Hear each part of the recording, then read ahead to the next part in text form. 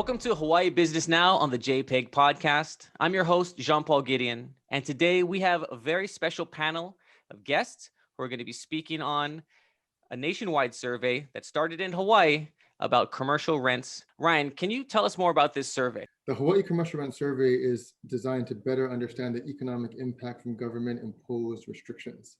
We know there's going to be a downward spiral if something happens to our small businesses. We're finding that commercial rent relief addresses the most pressing need facing our local economy, which is to keep businesses in place so people have jobs to return to. With this third survey, what do you expect the results are going to be? Well, we expect the situation to get progressively worse for businesses that are severely affected by COVID-19. Turning the lights off and on for businesses may seem simple, but unfortunately, businesses don't operate in a vacuum. They're interdependent. They have employees, suppliers, service providers, marketers like JPEG, specialists, utilities, and it takes time and resources to switch these off and back on. On top of that, there's commercial rent. So businesses are facing dire straits, and those disproportionately impacted represent about 40% of the entire market. That's a huge number. For the third survey, we expect unpaid back rent as well as unpayable future rent to go up. Without commercial rent relief, we see these numbers only getting worse. I've seen that it got picked up on the national news, had some coverage in Forbes, so it's really catching traction. And now you're doing a national, and why are you doing the national survey in addition to the Hawaii survey? If our two surveys here in Hawaii are any indication that of what we can expect nationally, then we know that there's actually a need for commercial rent relief across the country. And we need to help support this major part of the economy. While federal efforts like PPP have helped strengthen the cash balances of these small businesses, that was only expected to last 2.5 months. It's already been 9, and experts say we're only halfway through. We can use national survey data to isolate the need to a specific population and determine which businesses have priority. Additional federal intervention is needed to help support the commercial landlord-tenant situation, so landlords are able to give tenants a break. It's a win-win situation. Landlords don't have vacancies, so they can cover their own expenses like property taxes. Businesses stay open and they keep people employed. And tax revenue returns to government, so this props up the budgets of governments, and it maintains their government salaries. We need commercial rent relief to gas up our economy and keep that money circulating throughout. It's a vital and important way to save small businesses to, again, keep our neighbors and friends employed. You guys see the struggle firsthand, so tell us more about it. We see it every day. There's another store closing at least once a week. But, unlike when you open up a store or restaurant, there's no media release. They kind of close quietly unless they're a national brand or somebody that's been around for a long time. Prior to the pandemic, there were over 21,000 retail establishments in Hawaii, actually 21.6 thousand retail establishments in Hawaii. And that equated to about 27% of the jobs in Hawaii. UHERO came out with a survey and said that like 40%, or they're expecting about 40% of the businesses to close. So for retail, that means there's going to be about 8,640 stores closing. Lease rent is one of the largest monthly expenses that anybody has. We have to pay our lease rent. You still have to pay utilities. You have to pay your taxes. You have insurance and all of that. And just because we were been closed for so long, the bills still keep piling up. And that's something that everybody has and everybody kind of needs help on right now. When you walk through Waikiki or Ko'olina or any of these other resort areas, you see how many stores have been boarded up already. The signs are gone. They're closed. They're not coming back. And that's really sad, not only for our economy as well. Restaurants in general operate on a very slim margin. And so employment costs are the highest, costs that we have. And oftentimes restaurants, depending on the time of the year, and sometimes for some restaurants all year long, they're paying, last month's bills with this month's income. The impact on the employees and our ability to take care of our employees and cover employees, I think was one of the biggest wake-up calls for me about, how important what we do for the community in terms of providing employment and benefits to a great number of the population.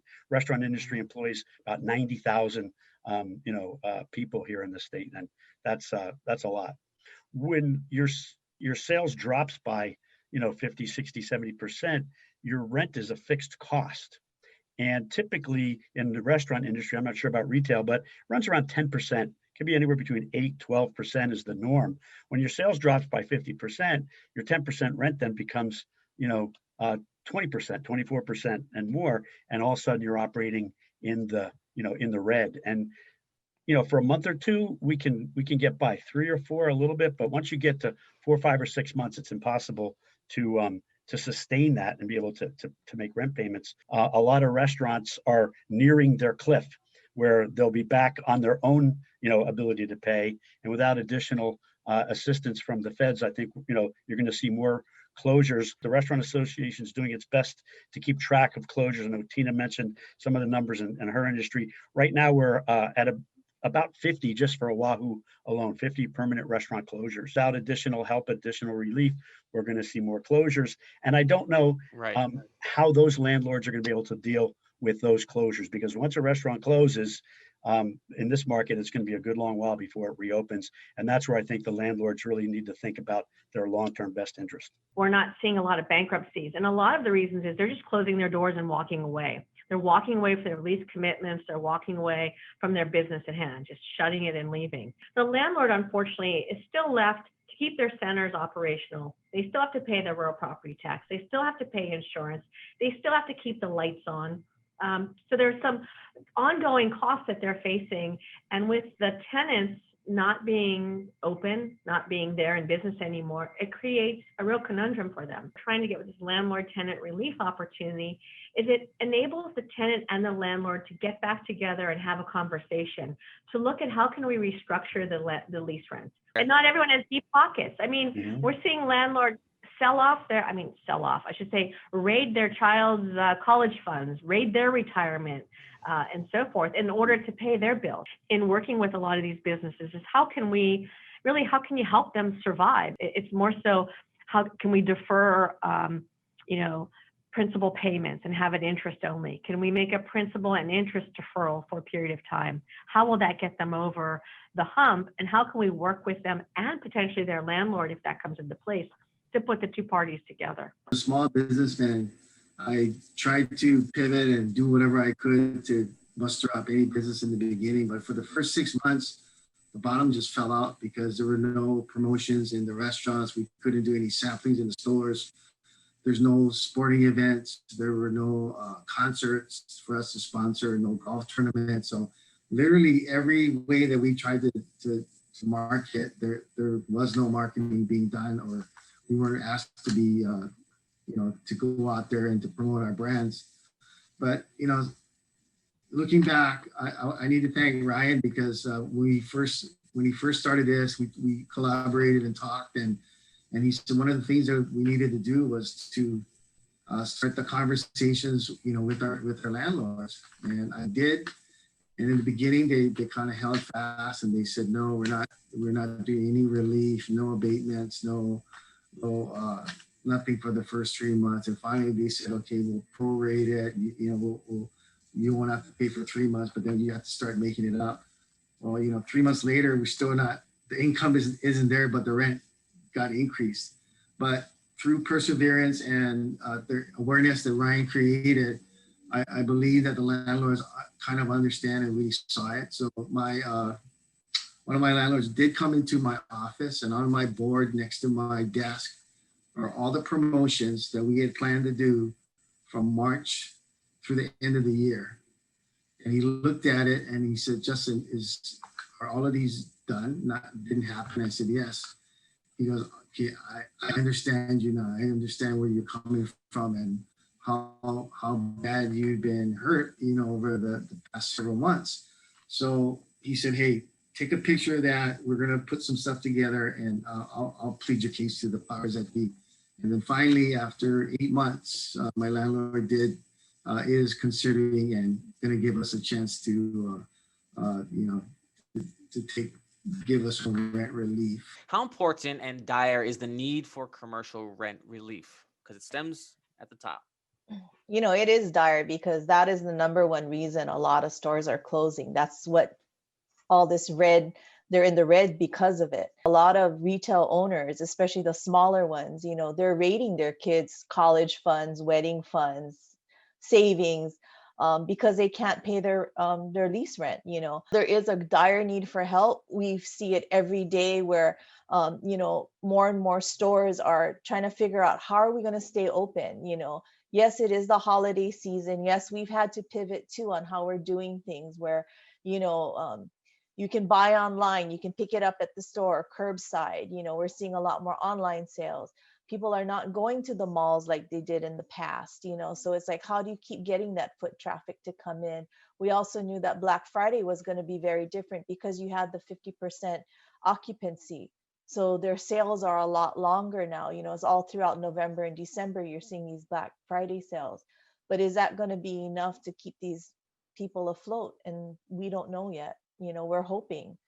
But there's so many who need help, especially with their lease rent. It's mission critical that we continue to get help, and through a variety of ways. I think if the city and county and the state are able to help with real property taxes or issues like that, then that takes pressure off the landlords. If that can pass through to the tenants, then that would help us as well. So there's I think a variety of avenues that we can help solve this problem, but we're going to need all the help that we can get because without it, more and more restaurants, will be closing their doors. Wow. Yes, it's very dire. People are struggling. People are struggling to pay their notes, to keep just to keep the debt service coverage ratios in compliance with the loan notes that they've made. And so the bank is in a precarious situation where they can do so much, but then the FDIC is overseeing and regulating the financial institutions and saying, you can't do so much. They put rules on you of how much you can do. And if you're doing too much, they're saying, shouldn't this loan be written down? Or shouldn't something else happen that could be not necessarily ideal for the borrower? So it's a tough situation from that perspective.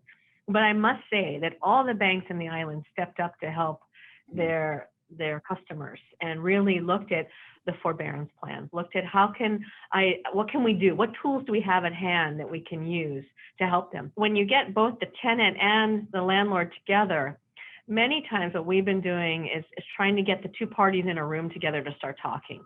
So we'll might offer advice to the landlord saying, it'd be great if this goes dark on you, if this tenant goes out of business, is that good for you?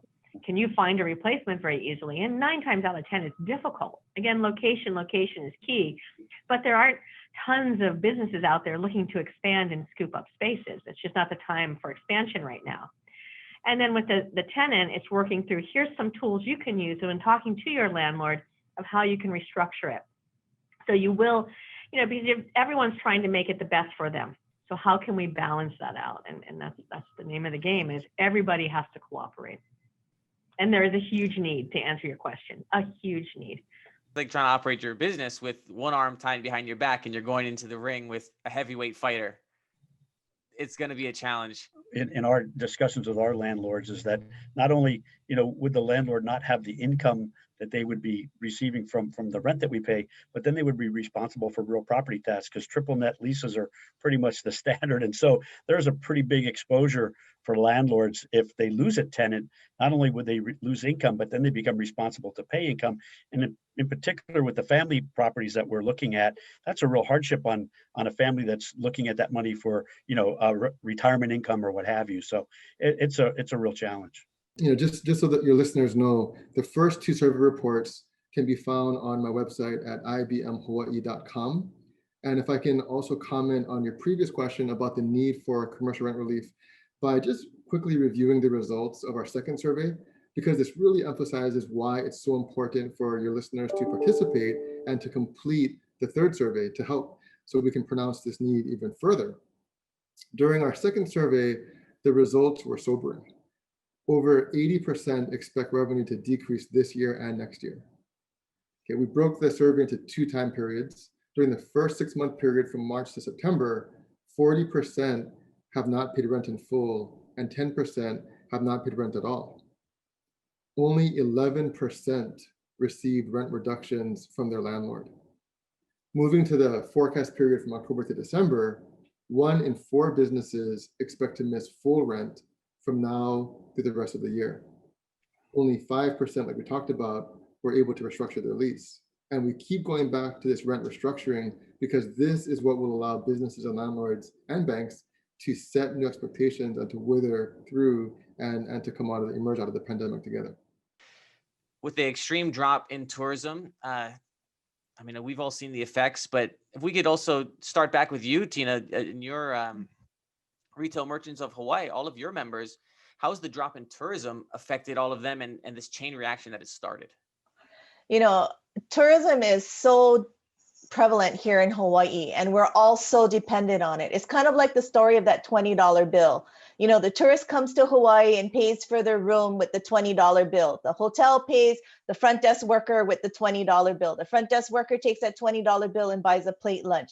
The plate lunch lady goes and takes that $20 bills and buys vegetables from the local farmer. The local farmer takes that $20 bill and gives it to the delivery man to deliver to the grocery stores and stuff. And that delivery man will go and buy shoes for his son or daughter. Well, when something breaks in there, you know, there's no trickle down effect. With no tourism, a lot of stores have closed because that was their customers, you know, coming in. And it's no sense you open up and, you know, you're losing money because, you know, you still have to pay employees, you have to pay the electricity, the rent, and all of that kind of stuff. So we've seen that hurt a lot of businesses. How much federal money do we need to make this happen, to really get our commercial rent relief a reality? We have unpaid commercial rent of $60 million per month. So if you think about that, it's already been 9 months into the pandemic, and sources say, you know, experts are saying that we're only halfway through. So the dollar amount that we need to address this problem continues to increase as time passes. And if you think about, you know, $60 million times 9, we're halfway through. This is easily a $1 billion problem if we sit back and do nothing. So to start with, we've been trying to say that about $150 million would be appropriate. That amount of money would be able to subsidize these businesses that really didn't get the relief from the initial programs, or may have gotten some helicopter money, but they need a lot more. So we're looking at helping 5,000 businesses with this $150 million, and that would cover full rent for between 2 to 3 months.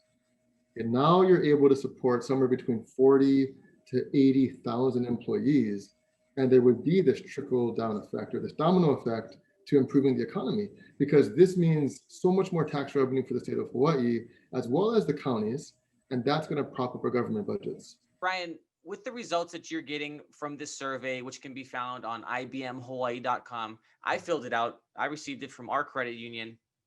It was about 5 minutes to do. Is 20 questions. Just click the button and move to the next one. Where are you going to take these results? What are you going to do with it? And what's the next steps? Well, thank you for taking the survey and completing it. You know, every response counts. So we plan to take the national survey results straight to Congress. We do have some political insiders who are helping us, and they're going to try to help to keep commercial rent relief as a top priority and to be sure to include this in the next round of fiscal stimulus. You know, there's a chain effect, John Paul. If we're able to help landlords with commercial rent relief, as you can see, they can pass that benefit on, and hopefully more, to keep their tenants open, who can thereby keep their employees working. So do you see the chain effect? The economy can continue to be stimulated, and this will expedite the economic recovery. Absolutely. So the next step, you're going to take it to Congress. We saw that the counties were continuing to collect property taxes as they were also requiring businesses to shut down. And they were, you know, not giving any sort of grace or relief on landowners. And so because of that behavior, the landowners were expecting full rent from tenants despite a government-imposed lockdown. And it started at the end of March, but it went on through April, got extended through May, and, you know, even into June. So you think about how long of a time period that is, right? We talked about businesses on average had 15 days of cash reserves to cover operating expenses. And they had to wither through 3.5 months, and then we shut down again in August all the way through September. On top of that, add the travel quarantine. So this has been an ongoing effort, and that's why we've also taken so long to get this passed. We did meet with, for example, Governor Ige, and he was very positive on our proposal. But at the time, he only had a small amount of money, it was $5 to $10 million. And we knew that that wouldn't be enough to make a meaningful difference. So we said, for now, let's wait until more funding is available. Let's have this initial amount of money go to those who need it most. And we're going to continue to analyze the situation and try to be a resource for lawmakers so that they can take our developed data and make better decisions going forward. At the county level for Honolulu County, because the people who you see here and those who aren't here, they've worked so hard on this. We have been in discussions, multiple discussions with Mayor-elect Blangiardi. And with his business background, he understands the urgency and the need to address commercial rent relief. So we have also received strong support from City Council, and they passed Resolution 20-208, urging City Administration to establish a commercial landlord-tenant grant program. We've been presenting to the newly elected City Council members to bring them up to speed. So this is an ongoing effort, and where people can help is really, for your listeners to, if they want to read more about our findings, the first 2 survey reports can be found, like you said, on my website at ibmhawaii.com. We're going to post the 3rd survey link there as well. And hopefully we can post it maybe below the video so any of your listeners can easily find it by scrolling down. Absolutely. That's exactly how we'll do it. And we'll link to everyone's association, your business. And if you wanted to put your personal profiles on, we'll share the LinkedIn, the YouTube's, websites. I want to tag everybody up to share this as much as possible. And that really is the network effect. As Justin said, we're going to echo that. We're all in this together. And aloha.